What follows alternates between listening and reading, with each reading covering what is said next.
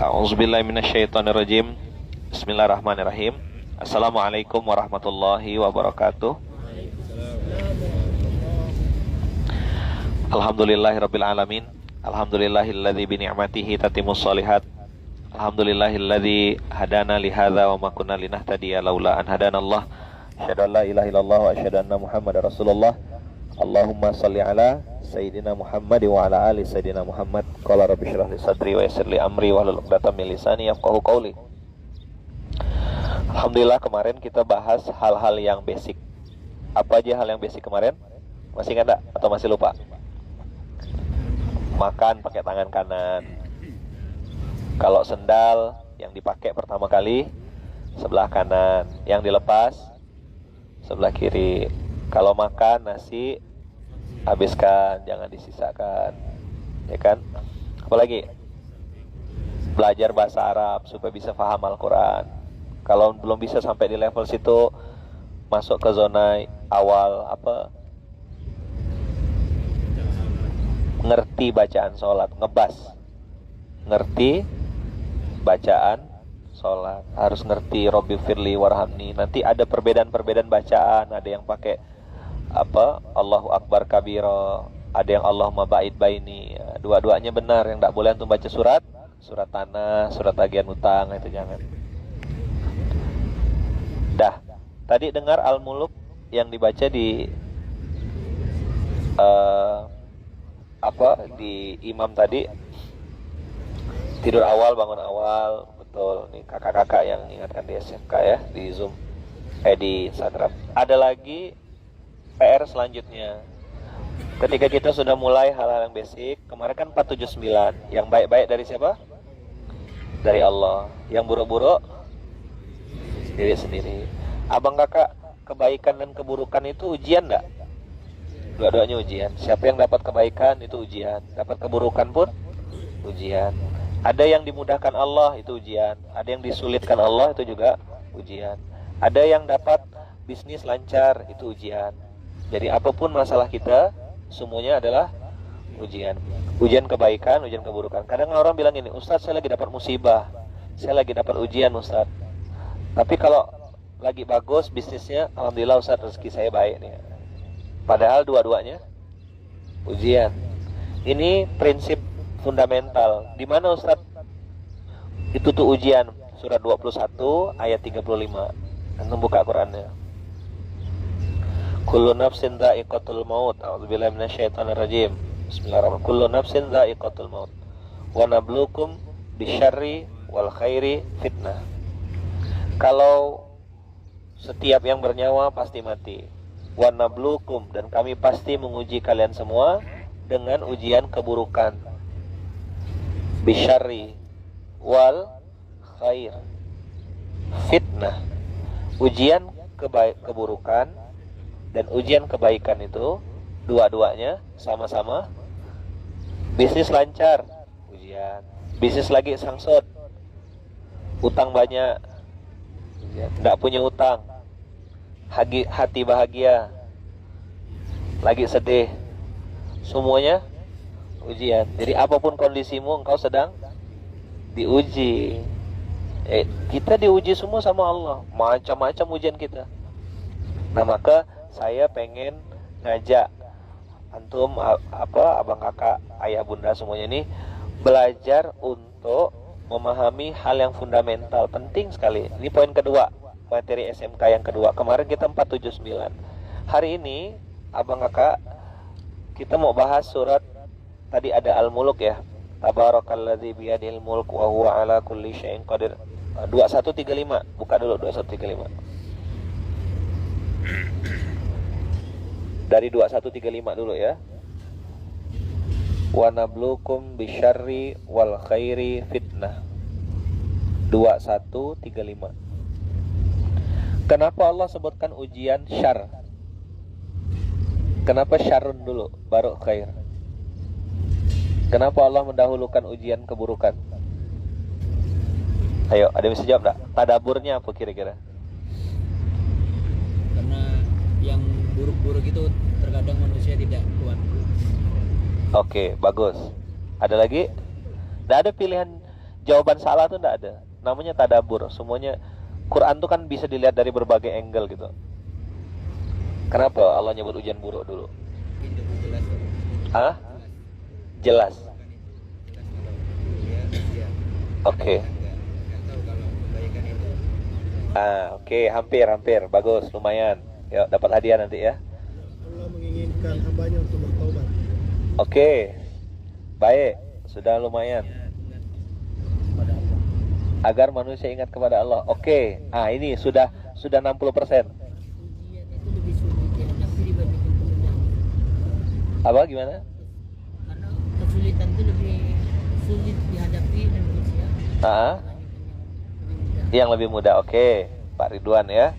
Ustadz Ridwan. Ada lagi? Ayo, Ustadz. Di ayat ini memang membahas tentang keniscayaan. Bahwasanya setiap orang akan mati, setiap orang akan pasti akan diuji, Oke. baik dengan kebaikan atau keburukan maupun dengan kebaikan. Oke, baik. Ayo, coba jawab pakai bahasa orang pasar yang kira-kira mudah dipahami sama orang awam. Ayo. Ini kan bahasa anak kampus. Bagus, benar. Ayo, Mas. Tidak ada yang salah ya. Jawaban antum tidak ada yang salah. Saya mau dengar bagaimana antum ngelihat ayat ini. Ayo, kita diskusi, ngobrol. Levelnya mungkin lebih gampang dihadapi. Gampang dihadapi. Oke. Kebaikan sulit. Kebaikan itu sulit. Sudah diberikan kenikmatan jadi sulit. Biasanya orang untuk menghadapi. Oke, ini sudah dapat puzzle-puzzlenya. Coba sederhanakan, simplify. Kenapa Allah sebut ujian buruk dulu? Ayo. Karena biasanya ujian itu kaitannya dengan hal yang buruk dan hal yang baik dan menjadi ujian sangat sulit. Oke. Karena orang nggak suka ujian. Oh, nggak suka ujian. Ujian. Gitu. Sukanya tuh transferan gitu ya, bukan ujian. Ya, monggo Pak D. Ya, yang dipertanyakan itu ujian keburukan gitu kan. Iya. Orang diuji keburukan biar orang itu bisa memikir, bisa mengoreksi diri sendiri. Oke. Kesalahan saya apa gitu. Oke. Nanti kita sebenarnya bisa sadar, bisa tobat, bisa mengoreksi dirinya sendiri. Ini sudah 90%. Di rating, coba jawabannya. Ya, dengan kembali ke Allah lewat dua cara. Ujian keburukan sama ujian kebaikan. Lebih banyak orang balik di ujian keburukan. Masya Allah, itu jawabannya. Ini udah pernah ikut SMK ya? Atau curhat pribadi? Kata Allah di Quran surat 32, surat As-Sajdah ayat 21. Coba antum lihat, wala nudziqannahum minal adzabil adna dunal adzabil akbari la'allahum yarji'un. La'allahum yarji'un itu adalah password kata kunci. Maka Allah bilang, aku kasih ujian keburukan. Tadi yang kata Pak D, supaya mikir. Sebenarnya mikir itu wasilah aja. Allah cuma mau satu, supaya kita cepat balik. Kalau dinasehatin, dia lagi kaya, dia lagi punya jabatan, proyek lagi bagus, kira-kira omongan antum didengerin nggak? Antum datang ke rumah dia pakai motor butut, mohon maaf ya, Ustadz motor butut, datang ke rumah orang kaya, saudagar gitu, pengusaha apalah. Terus antum nasihatin qala Allah Ta'ala fi kitabil karim, diusir enggak antum? Dia lagi kaya, jangan antum nasihatin. Tapi kalau dia lagi jatuh, lagi nyungsep, lagi masuk parit, lagi bangkrut, ustadznya panjang enggak? Panjang ustadznya, ustadz, nah gitu, man wajib mutasil.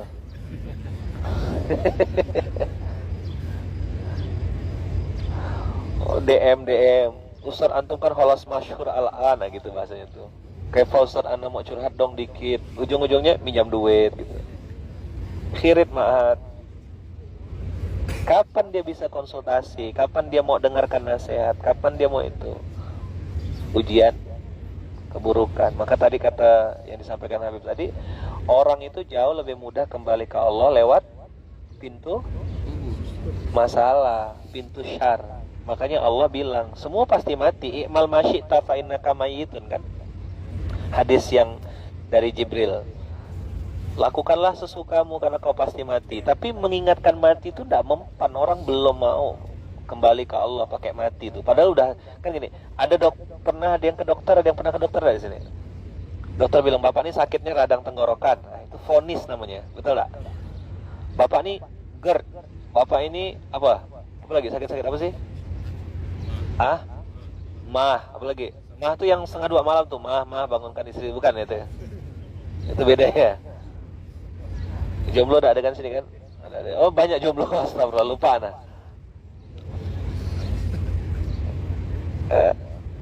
Apa lagi? Misalnya kalau divonis sama dokter, itu kan sakit ya. Divonis dokter. Itu kita ketakutan sama vonis dokter. Ngapain tidak makan ini? Kata dokter tidak boleh, ini tidak boleh. Begitu taat dia dengan dokter. Allah Subhanahu wa taala ngasih vonis setiap orang dari kita dengan vonis mati. Abah mati, Lukman mati, Pak Ridwan mati, Afzal mati, Hamas mati. Semua mati. Divonis mati masih santai. Kapan dia insaf? Nanti punya masalah.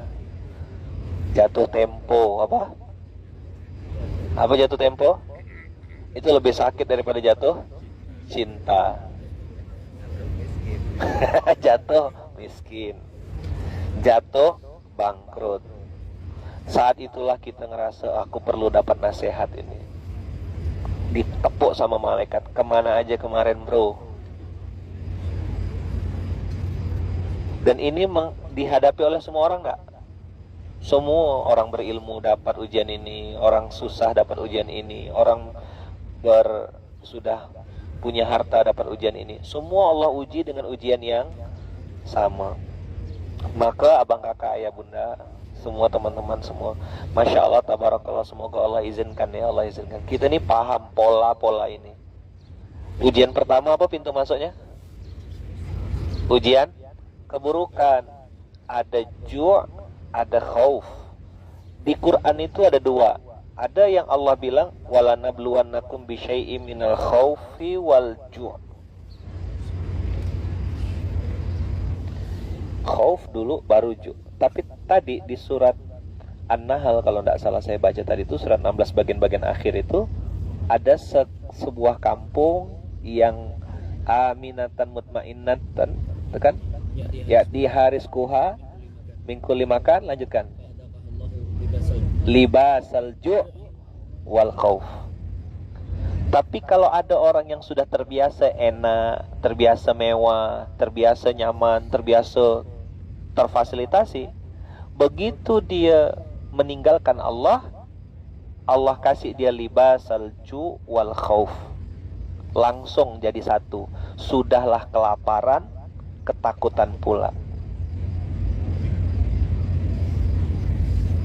Kemarin Pak D cerita dapat uang. Pak D ini kan jualan sama Bude. Pak D ini jualan di Aceh, jualan gorengan. Dapat uang untung 80.000. 80.000 itu disisihkan. Beli Quran harga 50.000, dapat 45.000. Kemudian sisanya untuk makan. 45.000 uang besar bagi beliau. Mungkin bagi kita tidak ada apa-apanya gitu. Nah, ada orang tuh berjualan berdagang untuk bisa makan. Tapi ada orang berbisnis berdagang untuk bisa gaya. Padahal utang banyak. Statusnya jalan, utang tak dibayar. Fakta. Fenomena, yes. Maka ngeri sekali kan, sudahlah lapar, ketakutan. Maka abang-abang, ujian keburukan ini peringatan dari Allah, sudah dilempar berkali-kali biasanya. Kecil. Tadi supaya muhasabah, supaya introspeksi. Jangan sampai Allah bantingnya nanti tuh ketika pakai pola istidraj. Dibiarkan bermaksiat, nikmat, enak, di atas, sudah sampai di atas, dibanting. Dengan santai dia bilang gini, saya pakai riba baik-baik aja kok. Saya pinjam duit bank ini ndak bayar, yang penting saya cicil tiap bulan. Iya. Datang malaikat maut, ente mau jawab apa? Nih, kita lagi di kotanya Rasul. Saya ngingatkan aja antum. termasuk yang di Instagram. Kita hari ini setiap waktu saya posting video atau foto itu semuanya rindu Rasul, rindu Rasul. Abang kakak tahu enggak? Nabi Muhammad itu pernah tidak mau menyolatkan orang yang punya hutang. Sahih lah. Nih anak-anak Madinah, ustaz-ustaz Madinah, betul enggak? Hutang itu berarti masalah yang urgent enggak? Nah, antum pulang dari Madinah masih ngeremehkan hutang, berarti Madinahnya cuma sampai di foto dengan status Instastory ya. Ada punya aset enggak? Jual asetnya cepat-cepat. Jangan terlalu idealis. Ini harga pasaran sekian. Nanti masuk kubur, malaikat enggak tanya harga pasaran tanah ente berapa? Punya utang cepat bayar. Jangan pernah anggap remeh. Benar, demi Allah saya ngomong di sini. Antum jangan pernah nganggap remeh hutang. Apalagi itu hutang ada ribanya. Balik dari sini bayar. Saya kemarin bawa topi, ambil dari Munzalan Mart, minta tolong budak-budak. Ambil kan topi Universitas Kehidupan, mau berangkat tuh waktu di Indonesia saya langsung bilang, berapa harga topi kemarin tuh? 75.000, 85.000, langsung saya transfer. Saya enggak mau pergi ke Madinah bawa barang. 85.000 kecil. Itu Munzalan Store, punya Munzalan. Saya pimpinan pengasuhnya. Saya bisa enggak bayar, kayak Kiai Hasan belanja di Latansa gitulah. Ana bisa bilang, enggak usah tanya Aan. Ada bang minta tagihannya kan? Ada kan? Bayar enggak? Saya transfer. Antum jangan pernah nganggap remeh hutang. Jelas ya? Jadi ini kunci pentingnya. Kita jaga-jaga jangan sampai Allah lempar kita pakai ujian keburukan baru kita sadar. Makanya di pepatah Melayu ada istilah kue korket, kue blodar. Apa? Udah sakit baru sadar. Penekanan saya hari ini tentang 2 pintu ujian. 1, ya kan? Ujian keburukan. 2, ujian kebaikan. Ujian ini dua-duanya sama-sama tujuannya bikin kita balik ke Allah. Nah, tapi biasanya yang paling mudah bikin orang kembali ke Allah ujian keburukan. Ujian keburukan tuh ujian yang paling mudah bikin orang balik. Betul enggak? Kalau ditempeleng pakai masalah tuh kayaknya langsung taubat lah dia. Awang? Oh, Masya Allah. Untuk standar mic. Jadi mudah-mudahan kita semuanya ngerti pola-pola ini. Lalu tadi mumpung ini ada di Instagram, saya ngelihat fenomena orang nganggap remeh hutang hari ini. Betul enggak? PUDY, coba bilang. Nama aplikasinya Ustaz PUDY. Ustaz tahu enggak? Aplikasi baru Ustaz. PUDY. Catat penting. PUDY nama aplikasinya. Coba cari di itu. Mungkin ada di Play Store.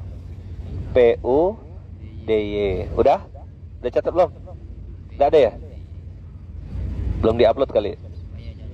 PUDY itu artinya pakai uangmu dulu ya. Gitu.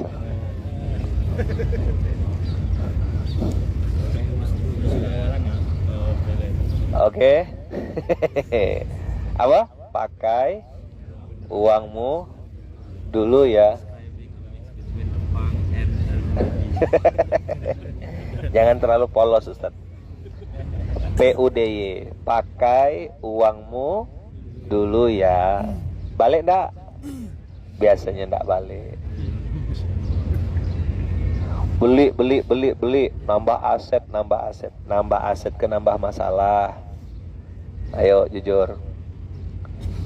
Kan utang ditunda-tunda, bisnis dikembang-kembangkan, sok-sok saudagar pengusaha, mana ada. Kalau sama saya enggak laku. Saya ketemu muka gitu ya tahu dah. Ustaz mau curhat, baru duduk langsung saya tembak. Penyakit ke, hutang ke, masalah keluarga. Ustaz sebut 3, 5 Ustaz. Ustaz sebut 3, masalah saya 5 Ustaz. Tapi rata-rata PUDY, rata-rata PHK, penyakit, hutang, masalah keluarga.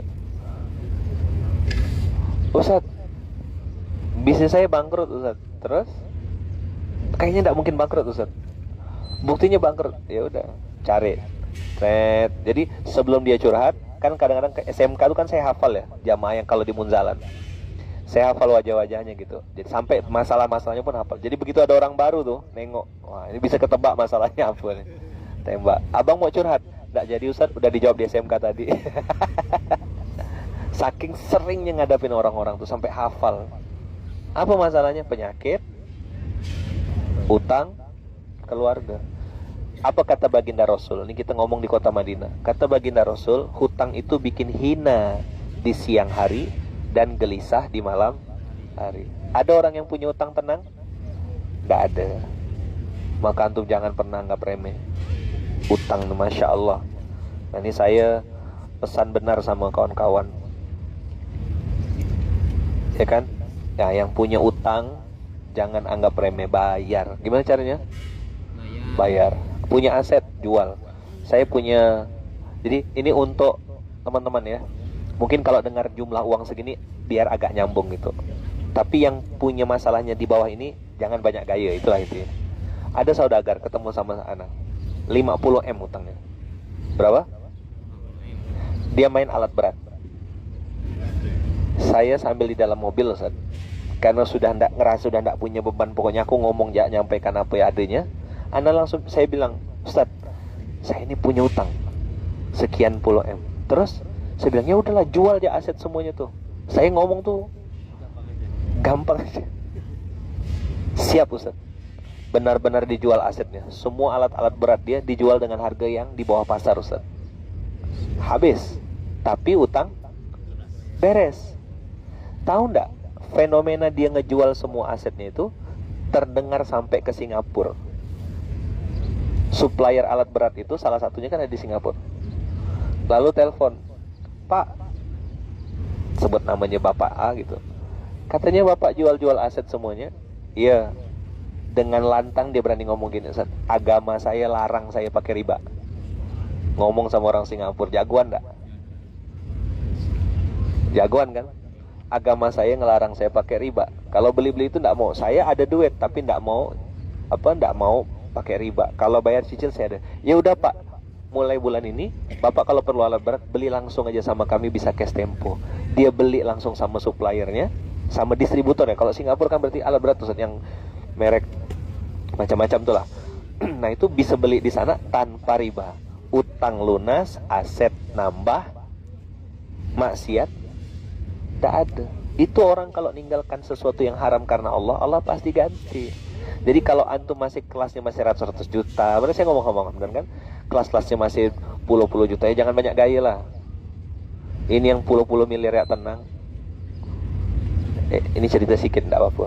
Ada satu saudagar ngomong sama saya, ngobrol. Ustadz, saya bilang, oh ini perusahaan mau pakai syariat atau korporat? Langsung beliau bilang, syariat. Habis itu langsung, aduh, salah ngomong.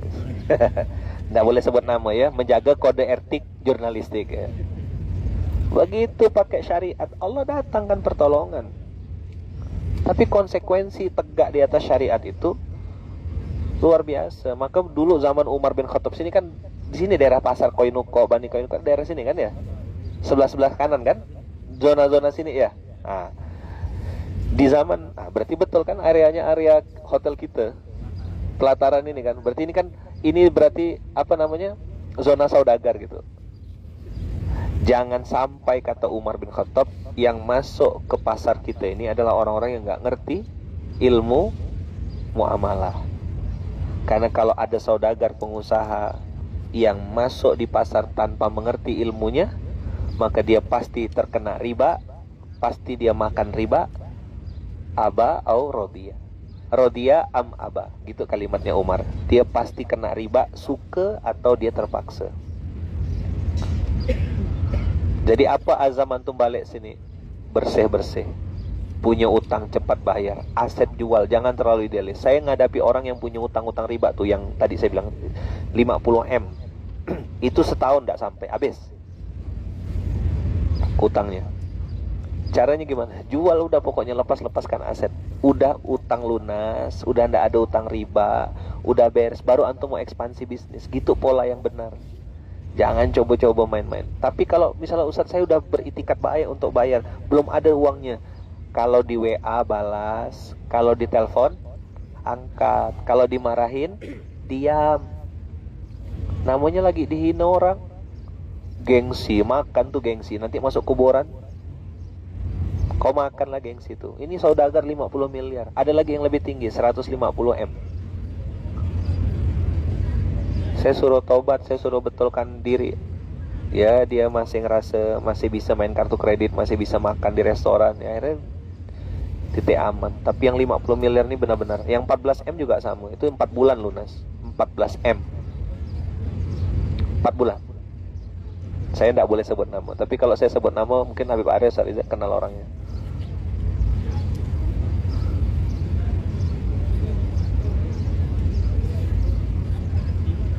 Cash tempo dengan siapa? Oh, cash tempo gini. Barang itu akad kredit dalam Islam boleh. Ini pertanyaan fikih ya.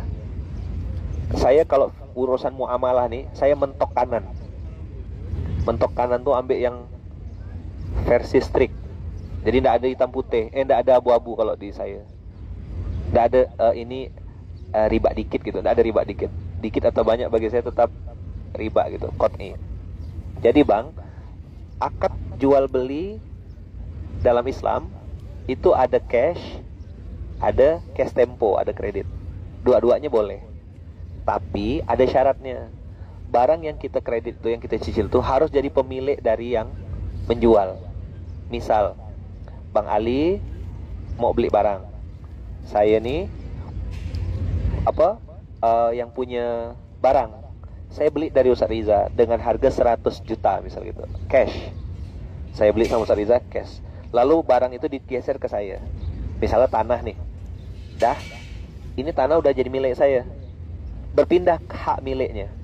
Maka ketika berpindah hak milik ini, saya jual ke Bang Ali. Bang, abang mau enggak beli? Boleh cash, boleh cash tempo. Harganya nih bang, kalau abang cash tempo, harganya 130 juta. Cicil 13 kali. Berarti 1 bulan, saya dapat margin berapa? 30 juta. Halal enggak? Halal, karena barang itu milik saya. Hari ini jadi haram KPR, leasing dan lain itu karena ada penumpang gelap. Itu yang bikin sangsut tuh bang. Orang sekarang saking hebatnya, saking pintarnya tuh, mikirkan dagang, jual beli, transaksi tuh, nggak lagi nengok berapa jumlah yang dia bayar di akhir, tapi dia nengok cicilan per bulan berapa, mampu lah aku bayar cicilan. Memang lancar tapi riba. Itulah yang bikin istri pengkang. Pengkang tuh apa ya? Suka ngelawan. Itu yang bikin rumah tangga error. Pasti ada dua. Nah ini yang jarang dipahami. Satu riba, yang kedua biasanya yang bermasalah dalam bisnis itu akad batil.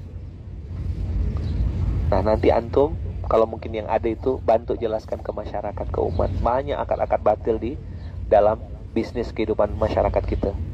Ada yang ngambil ekonomi atau syariah di sini enggak? Antum ngambil syariah. Kasih tahu sama masyarakat, kasih tahu sama umat ya. Jangan sampai mereka enggak paham. Jadi gini, orang cuma taunya selama ini hanya ada hanya ada riba. Enggak. Yang membuat hidup tidak tenang tuh ada akad batil. Akad-akad batil itu yang bikin, misalnya beli buah di pohon belum masak, itu namanya akad batil. Ya kan, buahnya belum berbuah, pohon udah dibeli, diborong, dipajak. Istilahnya apa kalau di ijon ya? Di ijon. Nah, tuh tak boleh gitu-gitu tuh, haram. Nggak benar, itu pasti duit hantu dimakan setan. Nah, ada lagi konsep pembayaran yang dua. Misal ditawarkan, ini kalau cash 130 juta Bang Ali, tapi kalau Bang Ali bayar cash, ini 110 juta. Lebih murah, boleh nggak? Boleh. Kan dua penawaran, pilih salah satunya. Yang nggak boleh jadi riba ketika ada penambahan nanti. Kalau kau tak bisa bayar, ada dendanya. Ada orang bilang begini, Ustadz saya kan kartu kredit, itu saya bayar rutin Ustadz. Sama lembaga keuangan saya juga cicilnya rutin kok Ustadz, nggak pernah terlambat saya nyicilnya. Iya, tapi di klausal dalam perjanjian itu ada perjanjian kalau antum tidak bisa bayar, maka ada denda dan antum setujui. Nah di situ letak ribanya. Maka tadi saya bilang kalau antum nanya sama saya bab riba, bab utang, transaksi batil itu saya mentok kanan udah. Subhat-subhat itu enggak saya pakai. Enggak mau. Kenapa? Kemarin ngobrol berapa hari sama Ustaz Riza. Muamalah itu makanan, itu masuk jadi darah daging. Ya. Antum boleh setuju, ini penutup ya. Antum boleh setuju, boleh enggak. Makanan itu, akhi, sumber rezeki itu masuk ke darah daging. Kalau yang kita makan tuh halal, maka outputnya jadi dua. Tolong catat, ini konten penting. Makanan halal atau rezeki halal, outputnya dua. Apa outputnya? Output tuh dampaknya gitu. Ada dua. Apa bang outputnya dari rezeki halal itu? Yang pertama adalah ketaatan. Antum pasti pernah ngelihat orang tambah kaya, tambah soleh. Itu pasti duitnya halal. Yang kedua, amal soleh. Kita ngelihat dia tuh bingung gitu. Makin banyak duitnya, makin kenceng sedekahnya, makin kenceng. Kita mungkin yang biasa-biasa ini tidak pakai duha. Bagi dia duha tuh udah wajib gitu. Dia mewajibkan dirinya untuk melaksanakan duha. Kok tambah kaya, tambah taat, tambah banyak beramal soleh? Itu sumber rezekinya halal. Jadi rezeki halal itu outputnya dua, ketaatan dan amal soleh. Ustadz, bikin ini yuk, ayo. Bang, bagi-bagi beras yuk, siap. Bib, kita mau bagi-bagi minum Bib. Ada 100 porsi anak, ada 100 anak yatim. Bisa enggak minta tolong siapkan minuman untuk 100 anak yatim 3 kali, pagi, siang, sore. Siap, oke, bungkus. Diajak berbuat baik itu mudah sekali. Itu pasti rezekinya halal. Tanda-tanda rezeki halal itu gitu. Dia mudah diajak taat dan mudah diajak beramal soleh. Makanya antum mungkin sering bingung. Banyak yang nanya ke saya, Ustadz kenapa ya itu orang kaya kok susah betul diajak sedekah? Ketemu enggak jawabannya sekarang? Apa? Haram atau syubhat. Yang kedua, rezeki atau harta haram yang didapat dari bisnis yang haram dengan cara yang tidak benar, syubhat dan lain-lain, itu outputnya juga dua. Apa outputnya? Keji dan mungkar. Apa outputnya? Apa bedanya keji dan mungkar? Gini, sederhananya tuh gini. Fahisyah. Keji itu Allah nyebutnya di Quran dengan istilah fahisyatun. Fahisyatun itu jamaknya fahsya. Fahisyah itu keji. Apa keji Ustaz? Keji itu adalah maksiat. Ini sederhana ya, bahasa sederhana. Adalah maksiat yang dimulai dari pusar ke bawah. Fahisyah. Satu, dia sini. Yang berhubungan dengan seks, hawa nafsu, itu fahisyah itu adalah keji. Satu lagi keji itu, contoh keji adalah pelit, bakhil, kedekut. Syuh, sya dengan ha. Kemarin saya sudah bahas. Al-bukhlu, pelit. Al-bukhlu, bakhola tuh, ba, kho, lam. Pelit itu dia mau pakai untuk diri sendiri. Dia bisa makan enak, dia mau makan ayam, makan kambing gitu, mau dia. Tapi kalau untuk orang lain dia tidak mau kasih. Dia tidak pelit sama dirinya, tapi dia pelit sama orang lain. Itu namanya al-bukhlu, bakhil. Tapi kalau asyuhu, alif lam sya ha. Asyuhu itu dia pelit sama dirinya sendiri dan pelit juga sama orang lain. Antum ngapa ndak pakai mobil antum sendiri? Sayang, baru dicuci. Ngapa ndak makan ayam? Hemat pangkal kaya, kata dia. Jadi makan ikan asin sama garam, ikan asin sama garam, ikan asin sama garam. Makanya hari dia bilang, saya ini udah banyak makan asam garam, makanya kena asam urat. Jadi keji itu zina, yang di bawah plus pelit, bakhil, al-bukhlu, asyuhu. Jadi antum ngerti nanti ada orang yang pelit sama dirinya sendiri, ngegembel gitu, makan tidak dijaga, tapi duit banyak, dia tidak pernah nikmati hidupnya. Itu asyuhu, sama diri sendiri ya pelit. Kalau saya pakai barang, apa yang dikasih saya pakai semua, tidak ada kecuali ya baju tidur gitu, saya pisahkan memang. Ini baju untuk tidur gitu. Kalau baju untuk apa-apa tuh tidak ada saya. Pakai tas apa gitu. Bagi saya sama ya, fungsi yang penting. Handphone. Oke, yang di Indonesia silakan sholat zuhur ya. STW. Di sini baru subuh soalnya. Baru selesai. Lalu yang kedua, mungkar. Mungkar, teman-teman semua, mungkar itu dari sini, dari pusar naik ke atas. Dendam, dengki, dongkol, hasad, pengen bunuh orang, pengen ninju, pengen kelahi, pengen berantem. Itu namanya mungkar. Membunuh dan lain-lain. Jadi kalau ada, antum lihat ada orang, pengusaha, saudagar misalnya, terus susah diajak beramal soleh, susah diajak taat, bukan kita untuk menghakimi, tapi biasanya sumber rezekinya haram, syubhat atau bahkan haram. Jadi kalau antum ngerasa kenapa ada orang kok banyak duit, diajak ke Kucing sampai, diajak ke Singapura mau, diajak ke Korea oke, tapi kok ke umroh kok tidak mau, ada enggak? Ada kan? Ada kan? Diajak ke Baitullah tuh susah sekali gitu. Kenapa? Sumber uangnya. Jelas? Ini jadi barometer. Jadi ingat-ingat, uang yang masuk, makanan yang masuk, itu pastikan halal secara sifat dan zat, supaya outputnya menjadi amal soleh dan ketaatan. Kalau antum susah taat, susah dinasehatin, susah dikasih tahu, kadang-kadang istri ngomong, suami tidak mau dengar, gengsi. Kan itu masalahnya laki-laki tuh. Egonya besar sekali. Ego, jangan sampai ego plat Jakarta. Ego plat Jakarta jadi yang tidak paham tidak apa-apa nanti.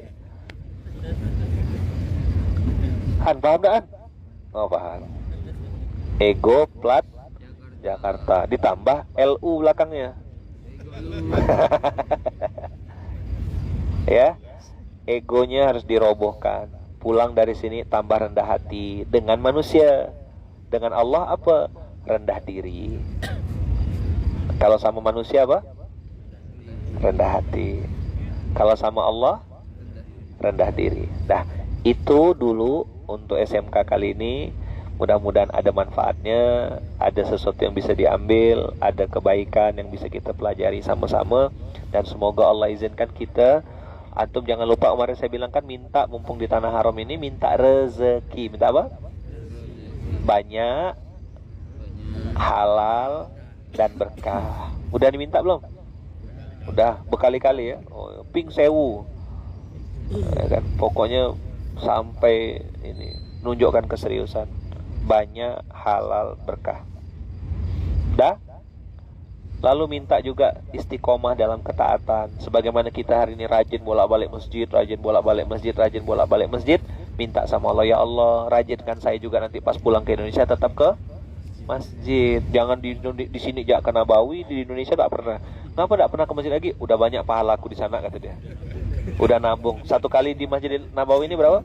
1.000. Aku udah berapa kali tuh, udah berapa ribu, udahlah cukup lah katanya. Gitu enggak cara berpikirnya? Enggak kan? Jangan ya. Yang ketiga, ingat minta sama Allah juga supaya wafat husnul khotimah, dengan mudah dan tidak menyusahkan orang lain. Supaya hidup kita berkualitas, tenang, tanpa hutang. Ingat sekali lagi saya tekankan ya, yang punya hutang jangan banyak gaya apa? Banyak taubat, banyak istighfar. Ini hutang banyak gaya. Waktu ngutang melas-melas, waktu bayar malas-malas, waktu ditagih malah ngegas. Ini orang kurang waras. Jelas ya? Dah. Itu dulu, bukan itu saja. Pagi hari ini itulah, mudah-mudahan yang bikin resume mudah nih, bikin resumenya. Wah, udah ya, mudah ya, insyaallah ya. Ini poin-poin penting. Nah, nanti tinggal mudah-mudahan yang bikin resume dan ini jadi amal jariah ya, jadi amal soleh. Jadi buat yang punya utang cepat bayar ya. Apalagi utangnya riba, utangnya sama orang, bayar apa? B-A-B-Y-A-Y-R, bayar. Jangan banyak gaya. Oke? Dah, malulah status jalan-jalan tapi tak bayar utang. Oke? Di waktu minjam melas-melas, waktu bayar malah, pas ditagih malah ngegas. Gitu.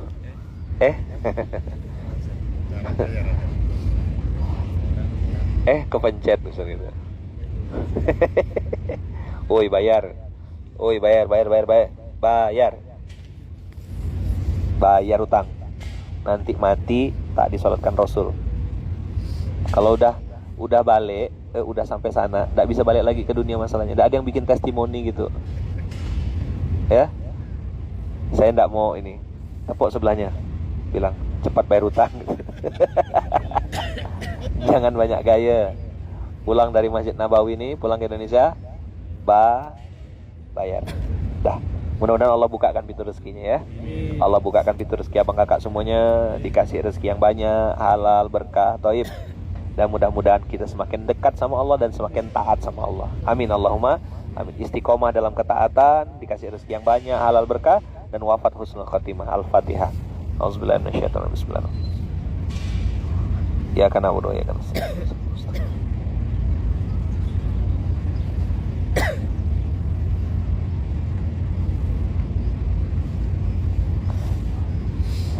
Rabbana taqabbal minna innaka antas samiul alim wa tub alaina innaka antat tawwabur rahim. Subhanakallahumma wa bihamdika asyhadu an la ilaha illa anta astaghfiruka wa atubu ilaik. Barakallahu fikum, berkah selalu. Jangan lupa bikin status ya tadi tuh. Bikin status.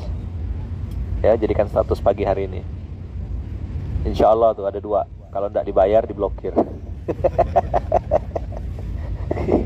Apa kalau antara 2, kalau tidak dibayar diblokir ya. Jazakumullah khair. Makasih banyak abang kakak semuanya. Barakallahu fikum, berkah selalu. Assalamualaikum warahmatullahi wabarakatuh.